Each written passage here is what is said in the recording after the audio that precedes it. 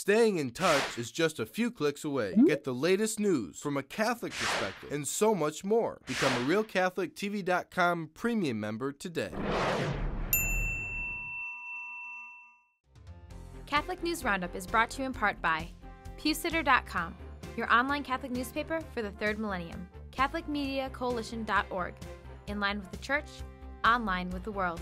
And TheAmericanCatholic.com, politics and culture from a Catholic perspective.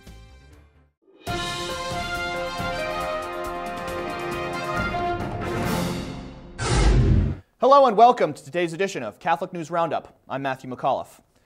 Court denies DOMA. A San Francisco judge has ruled the Defense of Marriage Act unconstitutional, a decision that follows the Obama administration refusing to enforce the federal law.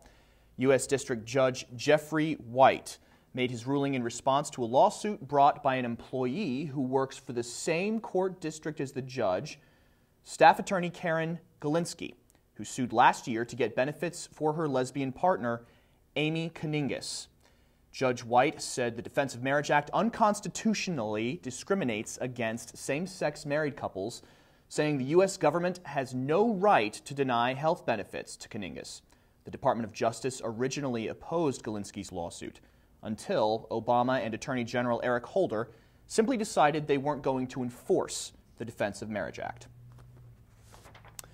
Right for refusal. The right of pharmacists to refuse to distribute abortifacient drugs is being protected in Washington state as a court case that has been raging for 5 years over the issue is put to rest.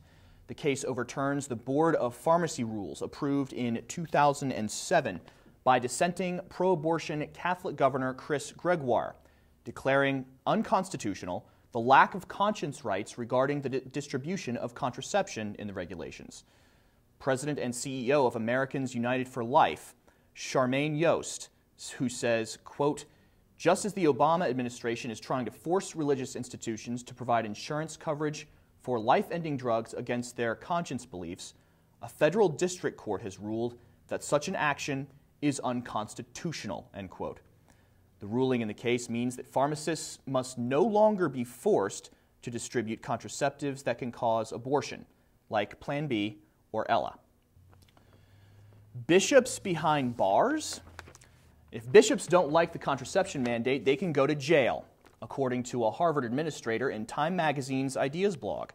Harvard's Erica Christakis says the call by Catholics to respect religious freedom is, quote, hysteria with a fever pitch, calling for its dismissal from the marketplace of ideas.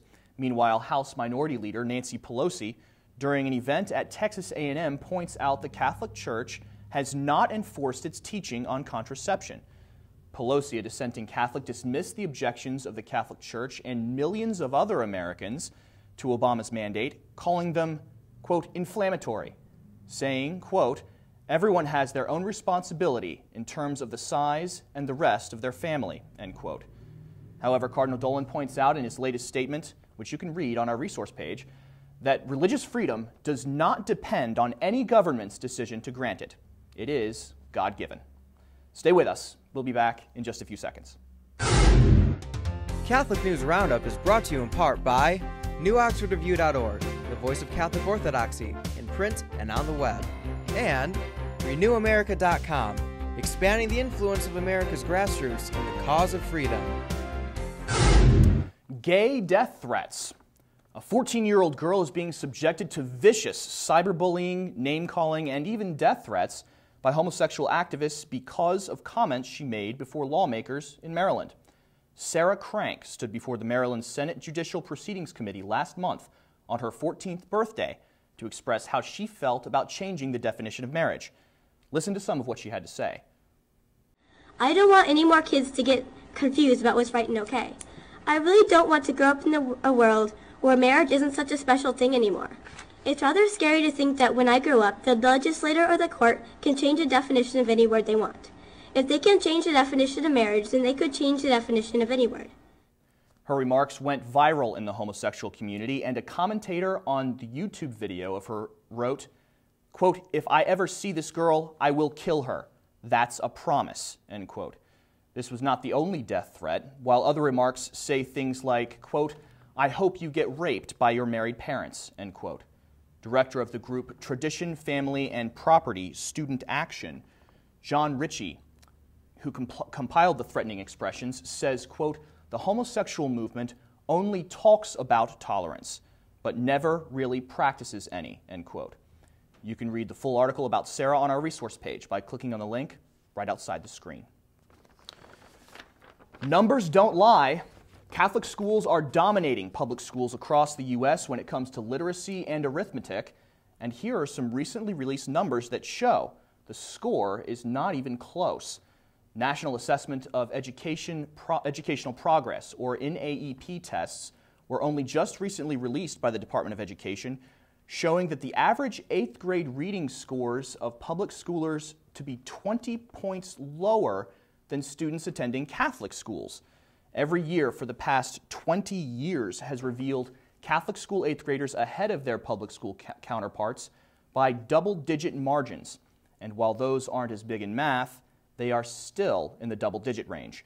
2011 numbers show Catholics ahead in math by a 13-point margin, according to test results. I'm Matthew McAuliffe. Thanks for tuning in today. Be sure and tune in on Monday for your daily dose of Catholic News Roundup right here on RealCatholicTV.com. Also be sure to check out The Vortex, where Michael talks about Protestants and the need to understand Scripture from its origin. Thanks for tuning in. Be sure to tell all your friends about us. And as always, God bless you.